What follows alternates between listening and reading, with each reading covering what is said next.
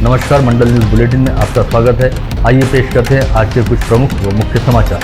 अब तक यदि आपने मंडल न्यूज के इस चैनल को लाइक व सब्सक्राइब नहीं किया है तो जल्द से जल्द इस चैनल को लाइक व सब्सक्राइब जरूर कर दें। आखिरकार अमरावती के भूमि अभिलेख उपाधीक्षक अनिल फुलझेले की कार्य मुक्ति की आदेश भूमि अभिलेख उपसंचालक कार्यालय द्वारा आज जारी किया गया। इसके साथ ही उपाधीक्षक अनिल फुलझेले को अमरावती से हटाने के संदर्भ में एकता प्रॉपर्टी ब्रोकर्स एसोसिएशन द्वारा शुरू किया गया आंदोलन पूरी तरह से सफल साबित हुआ। एकता प्रॉपर्टी ब्रोकर एसोसिएशन द्वारा आंदोलन शुरू किए जाने की जानकारी मिलते ही पूर्व मंत्री व विधायक प्रवीण पोटे ने गत रोज ही आंदोलन स्थल को भेंट दी थी और इस बारे में राज्य के उप मुख्यमंत्री देवेंद्र फडणवीस से गंभीर चर्चा की थी, जिसके बाद मैट ने उपाधीक्षक अनिल फुलझेले के तबादले पर अपनी ओर से लगाई गई रोक को हटा दिया गया था। जिसके उपरांत आज दोपहर बाद भूमि अभिलेख उपसंचालक डॉक्टर मिसाल द्वारा उपाधीक्षक अनिल फुलझेले को कार्य मुक्त करने का आदेश जारी किया गया। वहीं उनके स्थान पर भूमि अभिलेख विभाग के विशेष उपाधीक्षक व जांच अधिकारी महेश मोहन फुलपगारे को उपाधीक्षक पद का अतिरिक्त पदभार सौंपा गया। इसके साथ ही अनिल फुलझेले को पद से हटाने के लिए एकता प्रॉपर्टी ब्रोकर्स एसोसिएशन द्वारा शुरू किया गया अनशन आज खत्म कर दिया गया। एकता प्रॉपर्टी ब्रोकर्स एसोसिएशन ने 2 दिन पूर्व से आंदोलन शुरू किया था। आज अनिल फुलझेले के कार्य मुक्ति के आदेश भूमि अभिलेख उपसंचालक कार्यालय द्वारा जारी होने के बाद प्रॉपर्टी ब्रोकर्स एसोसिएशन ने अपना आंदोलन समाप्त कर दिया है।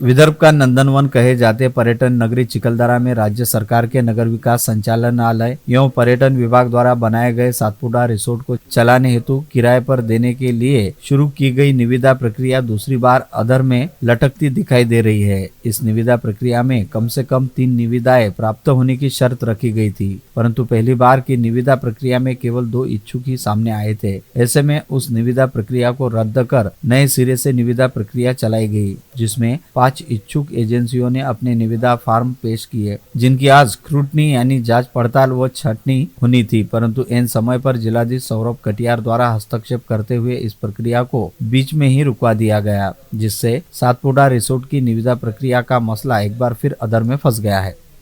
सातपुड़ा रिसोर्ट को हासिल करते हुए अपने कब्जे में लेने के लिए अमरावती जिले के सभी राजनेता व लीडर मैदान में उतर चुके हैं। वही मेलघाट क्षेत्र के विधायक राजकुमार पटेल तो चिखलदरा नगर परिषद के मुख्याधिकारी पांझड़े के खिलाफ बिगुल फूंक चुके हैं, जिसके तहत विधायक पटेल ने सीओ पांझड़े पर भ्रष्टाचार के आरोप लगाते हुए उन्हें तत्काल निलंबित किए जाने की मांग जिलाधीश को सौंपे गए निवेदन में की थी। साथ ही यह भी स्पष्ट हो गया कि सातपुड़ा रिसोर्ट की निविदा प्रक्रिया पर जिलाधीश की ओर से रोक का आदेश भी विधायक राजकुमार पटेल ने ही लाया है। ऐसे में अब यह प्रक्रिया दोबारा कब शुरू होकर आगे बढ़ती है, इस ओर सभी का ध्यान लगा हुआ है। परतवाड़ा के कैकाडीपुरा में रहने वाली एक गर्भवती महिला की प्रसूति को लेकर लेट लतीफी व लापरवाही किए जाने के चलते उसके गर्भस्थ शिशु की गर्भ में ही मौत हो गई है। ऐसे में मरा हुआ बच्चा पैदा होने पर उक्त महिला के परिजनों ने उप जिला अस्पताल में जमकर हंगामा मचाया, जिसकी वजह से अस्पताल में मचा खासा तनाव बन गया था। वही इस मामले में डॉक्टर क्रांति शिलेदार ने कहा कि दोषियों के खिलाफ जांच समिति बिठाई गई है और कड़ी कार्यवाही की जाएगी। कैकाडीपुरा में रहने वाले शेख इदरीस शेख हसन की गर्भवती पत्नी अल्फिया को आज सुबह प्रसव पीड़ा उठने पर शहर के एक निजी अस्पताल में ले जाया गया, जहां पर डॉक्टर ने उसका सिजेरियन करने की बात कही तो अल्फिया का पति उसे लेकर उप जिला अस्पताल पहुंचा और वहां ड्यूटी पर तैनात स्वाति देशमुख व शैलेश देवकर से पत्नी का सिजेरियन करने हेतु कहा, लेकिन उन दोनों डॉक्टरों ने सामान्य प्रसूति वाला मामला रहने की बात कहते हुए काफी देर तक इधर उधर की टालमटोल की और फिर इसके बाद उक्त गर्भवती महिला को प्रसूति हेतु लेबर रूम में ले जाया गया, लेकिन तब तक उसके गर्भस्थ शिशु की गर्भ में ही मौत हो गई थी। यह जानकारी मिलते ही उक्त महिला के परिजनों ने अस्पताल में जमकर हंगामा मचाया, साथ ही लापरवाह डॉक्टरों के खिलाफ कार्रवाई करने की मांग उठाई। अभी जो ये डिलीवरी का जो किस्सा चल रहा है उसके बारे में मैंने अभी जो हमारी जानकारी लिया है अभी, क्योंकि इंक्वायरी कमेटी इसके ऊपर तो मैंने ऑलरेडी बिठा दी है, जिसके अंदर की एक गायनेकोलॉजिस्ट, एक पीडियाट्रिशियन और बाकी कोई मेंबर 5 लोगों की कमेटी है कि जो इस बारे में जांच करेंगी और जांच में जो भी दोषी आएगा उसके ऊपर तो 100% कार्रवाई होगी। लेकिन जो मैंने ऊपर से माहिती पूछा था तो गायनेकोलॉजिस्ट का ये कहना आया था कि भाई थैली का मुंह जो है वो 7-8 सेंटीमीटर 50% के ऊपर खुला हुआ था जब वो अपने पास आए थे। तो हमने पहले नॉर्मल करने का कोशिश किया। अगर अपने को सीज़र के बगैर बच्चा निकालते आया तो ये उनकी अच्छी सोच थी, वो हिसाब से उन्होंने ये कोशिश की। लेकिन जब नॉर्मल नहीं हो पा रहा था तो उन्होंने सीज़र के लिए लिया। लेकिन बच्चा जब बाहर आया तब तक वो एस्पिरेशन कर चुका था, म्यूकोनियम एस्पिरेशन, तो उसकी वजह से बच्चे की डेथ हो गई। तो उसके बारे में अभी अपन ने इंक्वायरी कमेटी तो बिठा दी है, उसमें अगर कोई दोषी निकलता है तो उसके ऊपर 100% कार्रवाई होगी। समीपस्थ तलेगाव दशेसर परिसर से होकर गुजरने वाले नागपुर मुंबई समृद्धि एक्सप्रेस हाईवे पर वाडोना से शिवनी के बीच चैनल क्रमांक 128 पर आज तड़के एक तेज रफ्तार लग्जरी बस सामने चल रहे कंटेनर से जा भिड़ी। इस हादसे के चलते बस में सवार 3 लोगों की मौके पर ही मौत हो गई, वहीं अन्य कुछ यात्रियों को चोट लगने की खबर सामने आई है। इस हादसे में लग्जरी बस का अगला हिस्सा कंटेनर से टकराने के बाद काफी हद तक चकनाचूर हो गया। वहीं हादसे के तुरंत बाद लग्जरी बस का चालक मौके से भाग निकला। प्राथमिक जानकारी के मुताबिक निजी ट्रैवल्स की यह लग्जरी बस अहमदनगर से रायपुर की ओर जाने हेतु निकली थी और आज तड़के तड़ेगांव दशासर परिसर से गुजरने वाले समृद्धि एक्सप्रेस वे से होकर गुजर रही थी। इसी समय बस के चालक को नींद की झपकी लग गई तथा उसका बस से नियंत्रण छूट गया, जिसके चलते अनियंत्रित होकर सामने से आ रहे कंटेनर से जा टकराई। अपने विभिन्न प्रलंबित मांगों को पूरा करवाने हेतु विगत कई दिनों से चल रहे आंदोलन को और अधिक तीव्र करने के लिए अपर वर्धा बांध प्रभावित आंदोलनकारी आज तड़के जल समाधि आंदोलन करने के लिए वरुड़ तहसील के बेनोडा शहीद पुलिस थाना क्षेत्र अंतर्गत आने वाले शिंगोरी गांव से करीब 2 किलोमीटर दूरी पर स्थित बरडी नामक स्थान पर पहुंचे, जहां पर पुलिस ने उनका रास्ता रोक दिया और उन्हें आगे बढ़ने से रोका, जिससे संभावित अनर्थ टल गया। वही प्रशासन ने इन सभी आंदोलनकारियों से बातचीत करते हुए उनके साथ चर्चा करनी शुरू की। संत गाडगेबाबा के नाम नियुक्त अमरावती विद्यापीठ के सर्वांगीण विकास हेतु प्रयत्न होंगे। विद्यापीठ को यशस्वी पर ले जाने का प्रयास करने की भावना नए कुलगुरु डॉक्टर मिलिंद बारहाते ने आज व्यक्त की। उन्होंने आज दोपहर प्रभारी कुलगुरु डॉक्टर विजय माहेश्वरी से पदभार ग्रहण किया। उस समय डॉक्टर बारहाते बोल रहे थे। मंच पर कुल सचिव डॉक्टर तुषार देशमुख भी उपस्थित थे। उल्लेखनीय है कि कुलपति रमेश बैस ने डॉक्टर बारहाते की नियुक्ती की है। प्रशासकीय सिस्टीम्स, ऑपरेशन्स, मेकॅनिझम्स अतिशय चांगले आहेत आणि याकरता आपल्या विद्यापीठाचं नाव संपूर्ण राज्यात घेतलं जातं। आणि मलाही त्याचा फार काल चांगला अनुभव असा आला की मला देशमुख सरांचा फोन आला की सर चार्ज कधी घेता वगैरे, आणि ते मला म्हणले सर तुम्हाला एक ऑर्डिनन्स मी पाठवलेला आहे। तर माझ्या डोक्यात पहिली शंका आली की आता कोणता ऑर्डिनन्स आहे हा। मी तो वाचून पाहिला तर नवीन कुलगुरू जे असतात, नवीन नियुक्त जे कुलगुरू असतात ते चार्ज घेताना किंवा रुजू होताना काय प्रक्रिया राहील, कशी प्रक्रिया राहील, असं संपूर्ण त्या ऑर्डिनन्समध्ये वेळेसकट दिलेलं आहे। तुम्ही वाचला आणि मला फार आश्चर्य वाटलं आणि फार आनंदही झाला। आणि याचा एक मला म्हणजे एक सुखद अनुभव असा आला की इतक्या उच्च कोटीची, इतकी खोलवर विचार केलेली प्रशासकीय व्यवस्थाही राहू शकते। मी सहज म्हणून नागपूर विद्यापीठात चौकशी केली की का आपल्याकडे असा काही ऑर्डिनन्स आहे का, कारण माझ्या माहितीत तर नव्हता। तर मला माहिती अशी मिळाली सर आपल्याकडे असा ऑर्डिनन्स नाही आहे। तर मला म्हणजे माझी एक सुखद सुरुवात जी झाली ती अशा अनुभवातून झाली। त्याच्यामुळे मला एक अशा त्या अत्यंत प्रशासकीय पातळीवर अत्यंत चांगल्या रीतीने ज्याचे मेकॅनिझम्स रचले गेलेले आहेत, सेट झालेले आहेत आणि इतकं सुंदर जिथे इन्फ्रास्ट्रक्चर आहेत आणि अतिशय चांगले शिक्षक ज्या तिथे कार्यरत आहेत। आणि आता सरही बोलले की त्यांना जे शिक्षकेतर कर्मचारी आहेत त्यांचा त्यांना अतिशय फार चांगला अनुभव असा राहिला। तर अशा विद्यापीठाचा मी आज कुलगुरू रुजू झालो हे खरोखर माझ्याकरता भाग्य आहे आणि मी स्वतःला अतिशय भाग्यवान समजतो। भारतीय जनता पार्टी ने महाविजय 2024 के तहत अमरावती की धुरंधर नेत्री निवेदिता चौधरी दिगड़े को अमरावती लोकसभा चुनाव क्षेत्र का प्रभारी मनोनीत प्रदेशाध्यक्ष चंद्रशेखर बावनकुले ने आज मुंबई में चौधरी को नियुक्ति पत्र सौंपते हुए शुभकामनाएं दी। अमरावती जिला भाजपा अध्यक्ष रह चुकी निवेदिता चौधरी 2.5 दशक से पार्टी में सक्रिय है। अनेक कार्यक्रमों तथा आंदोलनों में अग्रणी रही है। तिवसा विधानसभा क्षेत्र से चुनाव लड़ चुकी निवेदिता की नियुक्ति का जिला व शहर भाजपा ने स्वागत किया है।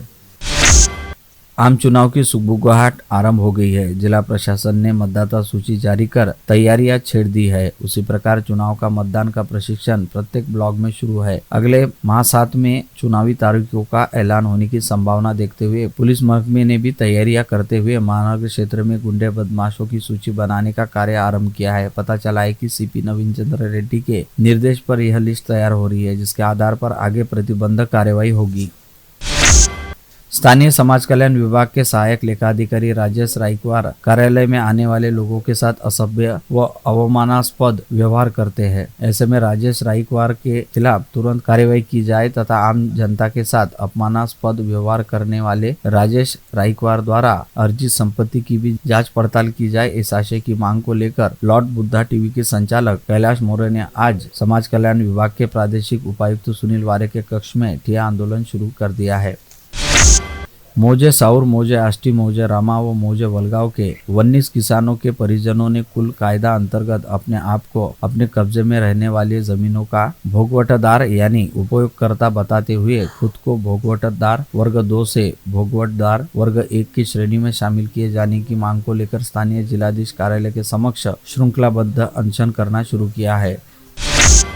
1975 में हुए बहरम कपास आंदोलन में शहीद किसानों को याद करते हुए बुधवार 24 जनवरी को कपास उत्पादक किसानों ने महिला किसानों के नेतृत्व में कपास दिंडी निकालकर बहरम परिसर में सामूहिक श्रद्धांजलि अर्पित की।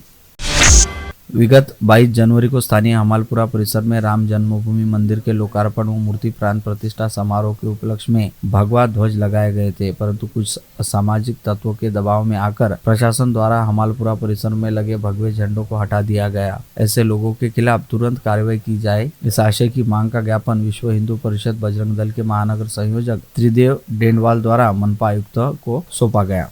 तो हमारा इस पत्र द्वारा मांग है कि जिस तरह भगवे ध्वज उतारे गए उस तरह अब शहर में कहीं पर भी गैर धर्म के जो ध्वज है वो उतारे जाएं और जो हमने मुद्दे दिए हैं जहाँ जहाँ पे अवैध टपरियाँ, अवैध हॉकर्स है, उनको जल्द से जल्द हटाया जाए, अन्यथा अमरावती शहर को लेकर हम तीव्र आंदोलन करेंगे।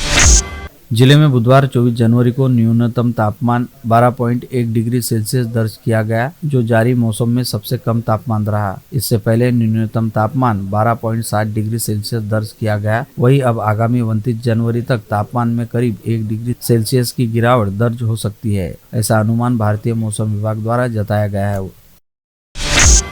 मुंबई के टाटा अंतर्राष्ट्रीय मैराथन दौड़ में अमरावती के धावकों की संख्या इस बार बढ़ गई है। 35 धावकों ने जोशो खरोश के साथ ठंड के बावजूद दौड़ में हिस्सा लिया। इन धावकों ने 42 किमी दौड़ पूर्ण की। अमरावती पुलिस दल के अमलदार राजेश कोचे ने 42 किलोमीटर का फासला सबसे कम समय में पूर्ण किया। उसी प्रकार अमरावती रोड रनर्स के प्रशिक्षक दिलीप पाटिल और उद्योजक निखिल सोनी ने 3.55 मिनट में मैराथन दौड़ पूर्ण की। अभिमानास्पद बात यह रही कि अमरावती की 6 महिला धावकों ने स्पर्धा में सहभागी होकर 42 किलोमीटर का अंतर पूर्ण किया।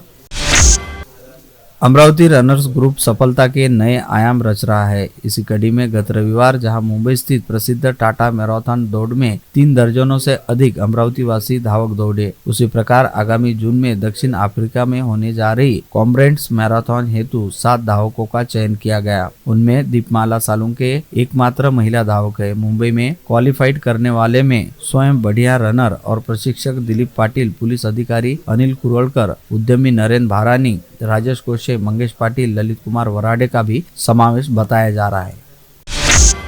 स्थानीय चांदनी चौक स्थित उर्दू एजुकेशन एसोसिएशन के अध्यक्ष तथा शहर के ख्यातनाम सामाजिक कार्यकर्ता सैयद आसिफ हुसैन को कल उनके जन्म दिवस पर बधाइयां देने हेतु विभिन्न क्षेत्रों से वास्ता रखने वाले गणमान्यों द्वारा जबरदस्त हुजूम उमड़ा तथा सभी ने बेहद अपनत्व के साथ सैयद आसिफ हुसैन को जन्मदिन की शुभकामनाएं दी। इस समय अपने प्रति अपने मित्रों व परिचितों का स्नेह व प्यार देखकर सैयद आसिफ हुसैन बेहद गदगद हो उठे थे। इस अवसर पर दैनिक अमरावती मंडल व मंडल न्यूज के संपादक अनिल अग्रवाल विशेष तौर पर उपस्थित थे, जिन्होंने सैयद आसिफ हुसैन का अभिष्ट चिंतन किया।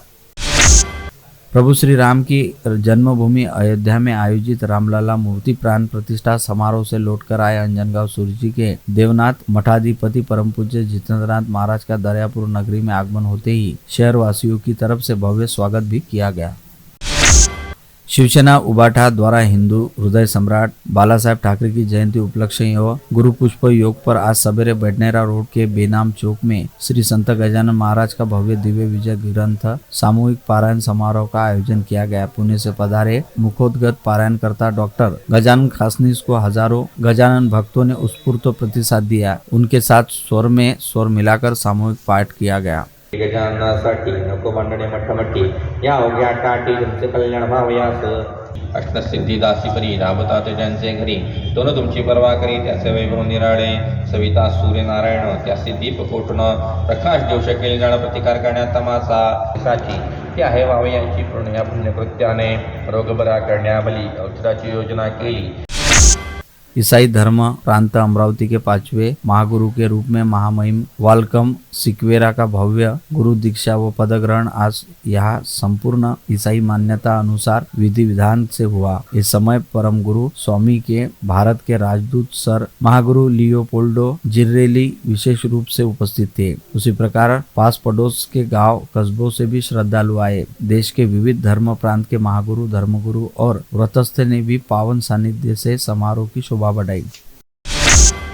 राष्ट्रीय कीर्ति के भागवताचार्य परम पूज्य राधा कृष्ण जी महाराज ने गौसेवा के महत्व को विशद करते हुए कहा कि गौसेवा करने वालों पर आपदा नहीं आती, पूरा क्षेत्र पवित्र हो जाता है। उन्होंने लोगों से श्राद्ध पक्ष के पखवाड़े नहीं तो संपूर्ण वर्ष गौसेवा करने का आह्वान किया और कहा कि गाय खोजने की नौबत नहीं आएगी। वे गत शाम अंबानगरी पधारे, इस समय वे बोल रहे थे।